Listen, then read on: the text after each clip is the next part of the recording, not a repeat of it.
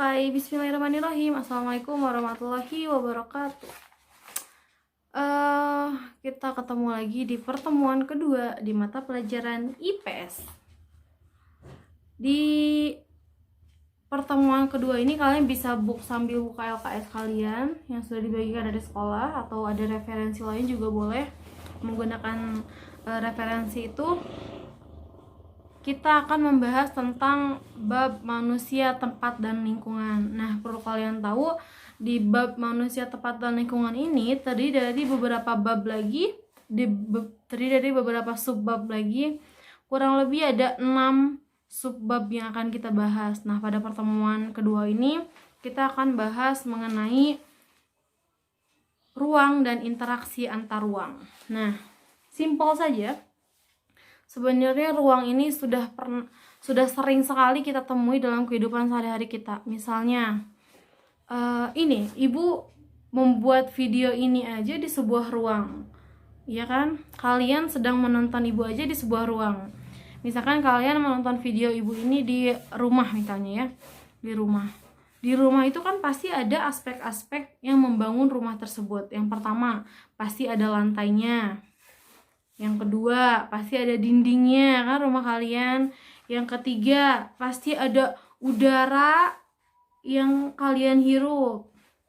Yang selanjutnya, pasti ada air minum di meja yang kalian minum. Ada kursi yang kalian gunakan, ada plafon untuk melindungi kita dari hujan agar hujannya tidak tembus ke dalam rumah. Nah, itu tuh meja, kursi, dinding, jendela, dan sebagainya itu adalah aspek-aspek yang berada dalam satu ruang. Kalau ruangnya dalam segi ruang rumah misalnya, atau ruang kelas. Nah, sekarang ruangnya kita perluas lagi menjadi ruang di permukaan bumi. Coba, ruang di permukaan bumi. Sekarang ibu mau tanya, kalian tinggal di mana sih? Di Antapani, Bu? Di Cicadas, Bu? Bukan itu. Pertanyaannya, kalian tinggal di planet mana? Di permukaan bumi. Ya, jawabannya adalah kalian tinggal di suatu permukaan bumi. Jadi pengertian ruang sendiri adalah tempat. Ruang itu kan pasti tempat ya. Tempat di permukaan bumi, baik secara sebagian maupun keseluruhan, yang digunakan oleh manusia kita sendiri untuk tinggal. Jadi pengertian ruang adalah tempat di permukaan bumi. Kita kan tinggal di permukaan bumi ya, di planet bumi. Di planet itu ada permukaannya. Nah, namanya permukaan bumi yang sekarang kita sedang tinggali. Tempat di permukaan bumi baik secara keseluruhan maupun sebagian yang digunakan manusia untuk tinggal. Nah, itu dia pengertian dari ruang. Selanjutnya adalah oh ya, bagian-bagian dari ruang yang ada di permukaan bumi. Coba, ibu mau tahu, sebutin ruang-ruang yang ada di permukaan bumi ini. Misalnya, 1. Jawab. Ibu ngomong sendiri. Inilah ya kekurangannya PJJ. Nggak apa-apa. Semoga kalian jawab ya pertanyaan ibu. 1, 2, 3, 4, 5. Good. Ya, benar. Ruang-ruang yang ada di permukaan bumi. Yang pertama, misalnya ada gunung. You know gunung? Kalian pernah lihat gunung yang tinggi itu? Yang kedua, misalnya pantai. Good. Selanjutnya, yang ketiga ya. Yang ketiga,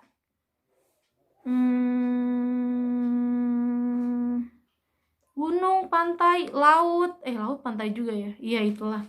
Ya, yang berhubungan dengan tempat itu. Yang selanjutnya adalah ruang desa. Beda kan ruang desa, pedesaan. Yang selanjutnya adalah ruang perkotaan. Nah, yang tadi itu, ibu sebutkan contoh-contoh ruang yang ada di permukaan bumi, kayak pegunungan, pantai, desa, kota, itu memiliki karakteristiknya masing-masing. Misalnya nih ya, kalian jawab pertanyaan ibu. Karakteristik dari pegunungan. Misalnya tempatnya tinggi Bu, bisa ditanami oleh pohon sayuran, misalkan bukan pohon ya, sayuran, misalkan kentang, apa namanya, sayuran udah apa lagi sih, tomat misalkan, apalagi tuh, tomat, selada, misalkan sayur-sayuran lainnya, sosin atau apa gitu ya, itu bisa ditanam di daerah pegunungan. Sekarang ibu nanya, di daerah pesisir pantai atau di pantai ya, bisa nggak kita nanam kentang? Coba jawab, enggak kan? Nah, biasanya kalau di pesisir pantai itu adanya apa sih? Ya, benar, adanya ikan. Adanya ikan, adanya apa lagi? Garam. Adanya garam, ikan, dan lain sebagainya. Pohon kelapa juga kan banyak ya di pesisir-pesisir pantai. Selanjutnya karakteristik pedesaan.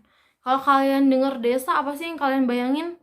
Pasti yang kalian bayangin itu hijau lagi, hijau gitu kan, banyak sawah terbentang luas, pohon-pohonnya tinggi, asri gitu, masih sejuk udaranya. Nah, kurang lebih seperti itu ya ketika kita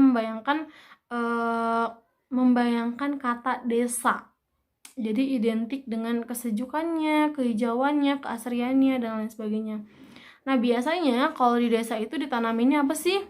Misalnya di desa itu karena hijau berarti banyak padi, berarti penghasil beras misalnya ya.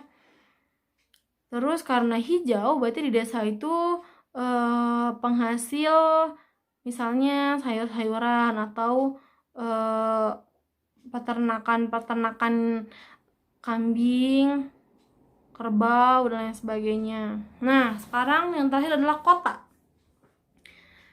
Apa yang kalian pikirkan ketika ibu menyebutkan kota? Pasti jawabannya adalah kendaraan yang ramai, tempat wisata yang ramai dikunjungi banyak orang, terus udaranya yang sudah rusak karena polusi dari kendaraan, polusi dari manusia sendiri, polusi dari pembakaran, dan lain sebagainya. Nah, setiap tempat di permukaan bumi ini pasti memiliki yang namanya karakteristik. Tadi ya, yang ibu udah sebutin contoh-contohnya, dari gunung sama pantai aja udah beda. Kota sama desa aja udah beda. Nah, keempat tempat ini tadi, gunung, pesisir pantai, desa sama kota, saling berhubungan atau tidak? Jawabannya adalah mereka saling berhubungan atau melakukan interaksi. Nah, coba sekarang bayangkan jika kalian tinggal di gunung, kalian punya begitu banyak kentang, makanan kentang, tahu kan kentang, begitu banyak kentang, tapi kalian tidak punya garam untuk memasaknya.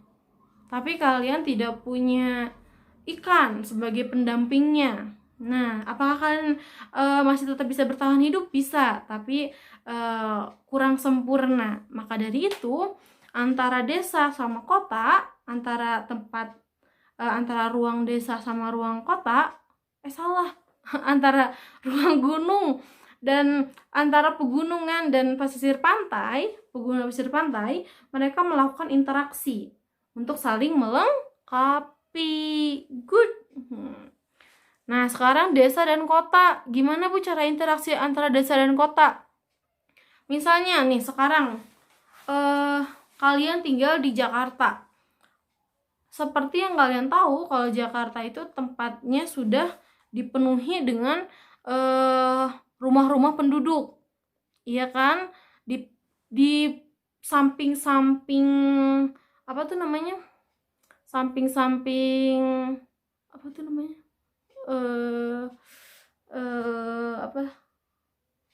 Kali, misalkan kali Ciliwung atau kali apa tuh ya namanya, ibu lupa deh ya. Di samping kali-kali gitu kan, kenapa terjadi banjir sering terjadi banjir? Karena yang seharusnya air itu meresap ke dalam tanah, ini si tanahnya dibangun rumah. dibangun rumah. Jadi tanahnya mau menyerap kemana? Akhirnya meluap. Nah, tanah yang harusnya dijadiin resapan air malah dijadiin rumah. Nah, sekarang mereka makan dari mana? Misalkan Indonesia identik dengan makan nasi, harus nanam beras, harus nanam padi kan, biar jadi beras dan bisa dikonsumsi menjadi nasi. Nah, di kota itu sudah jarang sekali yang namanya tempat yang digunakan untuk menanam atau menanam atau bercocok tanam. Itu sudah jarang sekali. Nah, makanya dari itu kota dan desa melakukan interaksi dalam memenuhi kebutuhan mereka masing-masing. Misalkan kota ini membutuhkan makanan seperti beras, sayuran dan lain-lainnya, akhirnya diimpor dari desa, ya kan? Diimpor lagi, dikirim dari desa gitu. Nah, itu artinya antara desa sama kota mereka melakukan interaksi. Sekarang desa membutuhkan yang namanya teknologi terkini, atau misalkan masih ada di desanya yang tidak ada listrik atau tidak ada kendaraan dan lain sebagainya. Nah, dari mana mereka dapat? Itu dari kota. Nah, kurang lebih mereka melakukan interaksi itu seperti itu. Jadi setiap tempat di permukaan bumi ini pasti melakukan yang namanya interaksi antar ruang. Karena apa? Karena untuk memenuhi kebutuhan mereka masing-masing. Karena di setiap daerah atau di setiap tempat atau di setiap ruang itu pasti punya kelebihan dan kelemahannya masing-masing. Seperti itu. Selanjutnya adalah Nah, sekarang Ibu punya punya informasi penting. Sekarang kan sedang terjadi yang namanya pandemi COVID-19 atau corona. Yang kalian tahu corona itu berasal dari negara mana coba? Ya, jawab. Ya, betul sekali. Dari negara Cina. Iya kan? Dari negara Cina. Nah, kenapa bisa menyebar ke Indonesia pada saat itu, pada bulan Maret itu? Karena si Indonesia ini terletak di antara dua samudra, yaitu Samudra Hindia dan Samudra Pasifik. Selanjutnya, Indonesia juga terletak di antara dua benua Asia dan benua Australia. Nah, yang menyebabkan Indonesia juga terkena dampak dari corona ini adalah karena Indonesia ini melakukan kegiatan interaksi antar ruang, yaitu perdagangan atau melakukan interaksi dalam hal perdagangan atau memasarkan hasil sumber daya yang kita punya ke negara lain. Nah, letak Indonesia ini kalau kita lihat di peta ya, Ibu akan menunjukkannya pada kalian.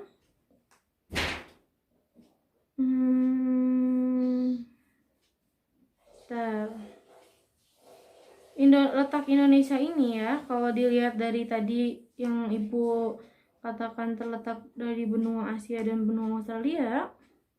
Nih, Indonesia, ya Allah nggak kelihatan ya. Pokoknya Indonesia, Indonesia kan ini ya, Indonesia kan ini, nih. Ini Cina, ini Australia. Nah, otomatis ketika Cina di sini, walaupun di peta itu kelihatan deket ya, walaupun di peta kelihatan deket, ini Cina, ini Indonesia kan, ini segini tuh Indonesia. Nah, karena Cina pasti melakukan perdagangan ke Indonesia atau Indonesia memasarkan sumber daya yang kita miliki ke Cina, otomatis mereka melakukan yang namanya interaksi kan, melakukan interaksi. Nah, disitulah awal mula terjadinya kenapa Indonesia bisa juga